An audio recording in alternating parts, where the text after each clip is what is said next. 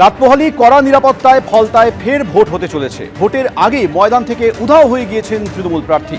আর ভোটের ঠিক আগে জাহাঙ্গীরের বিরুদ্ধে স্থানীয়রা ক্ষোভে ফেটে পড়ছেন, একের পর এক অভিযোগ সামনে আনছেন। জাহাঙ্গীর খানকে গ্রেপ্তার করতে হবে, এই দাবিতে সরব হয়েছেন গ্রামবাসী।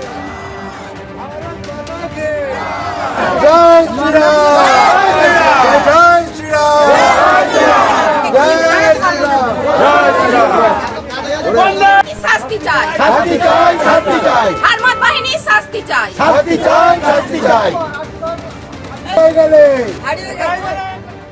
আমাদের তো দীর্ঘদিন ধরে বেশ কয়েকটা ইলেকশনে আমাদেরকে ভোট দিতে দেয়নি। আমরা ভোট দিতে গেলে আমাদের মাঝপথ থেকে ফিরিয়ে দেওয়া হতো, বলতো তোমাদের ভোট হয়ে গেছে।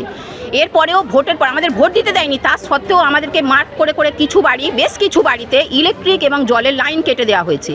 এবং ভোট প্রচারে গিয়ে এটাই বলা হতো, কেন্দ্রীয় বাহিনী তোমাদের পাশে কদিন থাকবে, ওরা তো পরিযায়ী, ওরা উড়ে চলে যাবে, আমরাই থাকবো, পরে কিন্তু এর ব্যবস্থা হবে। মেয়েরা পড়তে যাবে, স্কুলে যাবে, কেউ চাকরি করে যাবে আসবে, তাদেরকে ভয় দেখাতো যে বাড়ি ফিরবে তো, তাহলে আমাদের নারীদের সুরক্ষাটা কোথায়? এখানে একটা ক্লাব আছে, সেই ক্লাবে সেই ইয়াং ছেলেদের একটা আড্ডাখানা ছিল, ওটাকে ক্লাব বলা চলে না, একটা মদের আড্ডাখানা। মেয়েরা যাবে আসবে, একটা টোন টিটকারি, এগুলো কোনো পদক্ষেপ নেয়নি। এবং প্রশাসনের কাছে যেতেও আমরা রীতিমতো ভয় পেতাম। আমার হাজব্যান্ডকেই তো এই ইলেকশনে তুলে নিয়ে যাওয়ার হুমকি দিয়েছিল, থ্রেট দিয়েছে, মেরে হাড়ঘর ভেঙে কি জাহাঙ্গীরের অফিসে পাঠাতে হবে?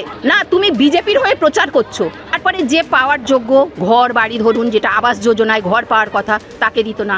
বিধবা ভাতা, বার্ধক্য ভাতা, 100 দিনের কাজ, যারা পাওয়ার যোগ্য তারা পেত না। আমার উপর প্রচুর নির্যাতন হয়েছে। আমি ওদের সাথে মিশতাম না বলে ওরা চেয়েছিল আমি যাতে তৃণমূল করি এবং ওদের ওই মদের আড্ডাতে মাঝে মাঝে যাই।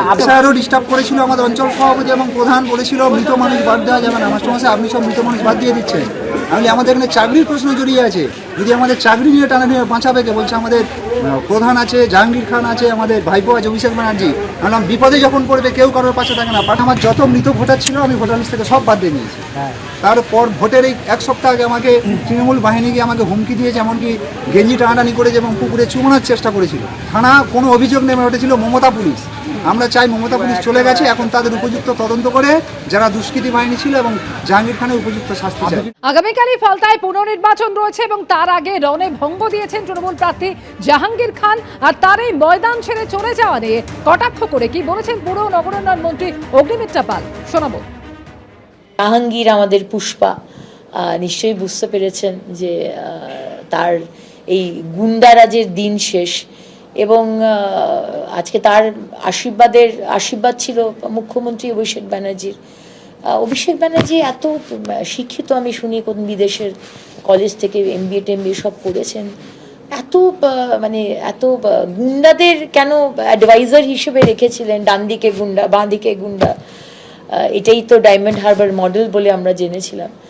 এখন বুঝতে পেরেছেন এই পুষ্পারা, যার মাথা থেকে আশীর্বাদের হাত সরে গেছে, সুতরাং পুষ্পারা এখন ইঁদুরের গর্তে ঢুকে গেছে আর কি। এই হচ্ছে ওই পুষ্পাদের সিনেমায় দেখতে ভালো লাগে। এই পুষ্পারা পকেটে হাত দিয়ে আমাদের এই যুবরাজের পাশে বড় বড় কথা বলবে, এগুলো তো সহ্য করব না আমরা। পুনর্নির্বাচনের ঠিক আগে ফলতার জাহাঙ্গীর খান রণে ভঙ্গ দিয়েছেন, হঠাৎ ঝুঁকেছেন ফলতার পুষ্পা।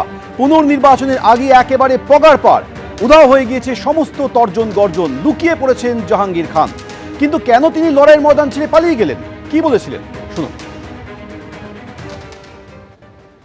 আগামী 21শে মে যে রিপোল আছে, সেই রিপোলের কন্টেস্ট থেকে আমি নিজেকে দূরে সরিয়ে নিলাম। ফলতার মানুষের স্বার্থে, ফলতার উন্নয়নের স্বার্থে, ফলতার শান্তি রক্ষার স্বার্থে আমি চাইবো ফলতার শান্তিতে থাকুক, সুস্থ থাকুক, ভালো থাকুক এবং ফলতায় আরও বেশি বেশি উন্নয়ন হোক।